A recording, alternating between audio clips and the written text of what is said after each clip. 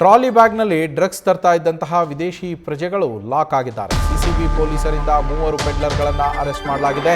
ಬಂಧಿತರಿಂದ ಬರೋಬ್ಬರಿ 21 ಕೋಟಿ ರೂಪಾಯಿ ಮೌಲ್ಯದ ಡ್ರಗ್ಸ್ ಅನ್ನು ಜಪ್ತಿ ಮಾಡಲಾಗಿದೆ. 10 KG 270 gram MDMA crystal seize ಮಾಡಿದೆ ಸಿಸಿಬಿ ತಂಡ. 4 ಮೊಬೈಲ್, 2 ದ್ವಿಚಕ್ರ ವಾಹನ ಹಾಗೂ ಇತರೆ ವಸ್ತುಗಳನ್ನು ಕೂಡ ವಶಕ್ಕೆ ಪಡೆದಿದ್ದಾರೆ. ಮಾದನಾಯಕನಹಳ್ಳಿ, ಬೈಲಕೋನೆಹಳ್ಳಿಯಲ್ಲಿ ಆರೋಪಿಗಳು ವಾಸ ಮಾಡ್ತಾ ಇದ್ರು. ಬಾಡಿಗೆ ಮನೆಯಲ್ಲಿ ವಾಸ ಇದ್ರು. ಅಲ್ಲಿಂದ ವಿದ್ಯಾರ್ಥಿಗಳಿಗೆ ಡ್ರಗ್ಸ್ ಅನ್ನು ಸಪ್ಲೈ ಮಾಡ್ತಾ ಇದ್ರು ಅನ್ನೋ ಖಚಿತ ಮಾಹಿತಿಯ ಮೇರೆಗೆ ದಾಳಿ ಮಾಡಿ ಆರೋಪಿಗಳನ್ನು ಬಂಧಿಸಲಾಗಿರುವಂಥದ್ದು. ಟೂರಿಸ್ಟ್ ವೀಸಾ ಪಡೆದುಕೊಂಡು ಬೆಂಗಳೂರಿಗೆ ಬಂದಿದ್ದಂತಹ ಗ್ಯಾಂಗ್ ಇದು. ವೀಸಾ ಅವಧಿ ಮುಗಿದೋಗಿದೆ, ಆದರೂ ಕೂಡ ಅನಧಿಕೃತವಾಗಿ ಬೆಂಗಳೂರಿನಲ್ಲಿಯೇ ವಾಸವನ್ನು ಮಾಡ್ತಾ ಇದ್ರು ಅಂತ ತಿಳಿದು ಬಂದಿದೆ. ಸದ್ಯ ಆ ಟೀಮನ್ನು ಜಪ್ತಿ ಮಾಡಿದ್ದಾರೆ. 21 ಕೋಟಿ ಮೌಲ್ಯದ ಡ್ರಗ್ಸನ್ನು ಸೀಸ್ ಮಾಡಲಾಗಿದೆ.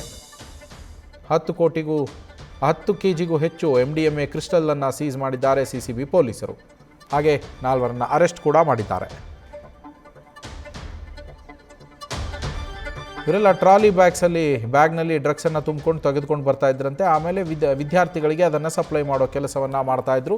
ಸದ್ಯ ಆ ಆರೋಪಿಗಳನ್ನು ಖಚಿತ ಮಾಹಿತಿಯ ಮೇರೆಗೆ ದಾಳಿ ನಡೆಸಿ ಸಿಸಿಬಿ ಅಧಿಕಾರಿಗಳು ಬಂಧಿಸಿರುವಂಥದ್ದು.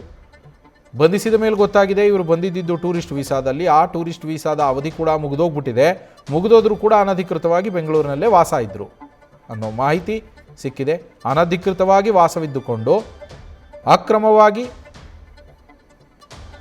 ಅಪರಾಧದ ಕೃತ್ಯದಲ್ಲಿ ಭಾಗಿಯಾಗಿರುವಂಥದ್ದು, ಡ್ರಗ್ಸನ್ನು ಸಪ್ಲೈ ಮಾಡ್ತಾ ಇದ್ದಿದ್ದಂಥದ್ದು. ನ್ಯೂಸ್ ಫಸ್ಟ್ ನಿರ್ಭೀತಿಯಿಂದ ನಿಮ್ಮ ಪರವಾಗಿ.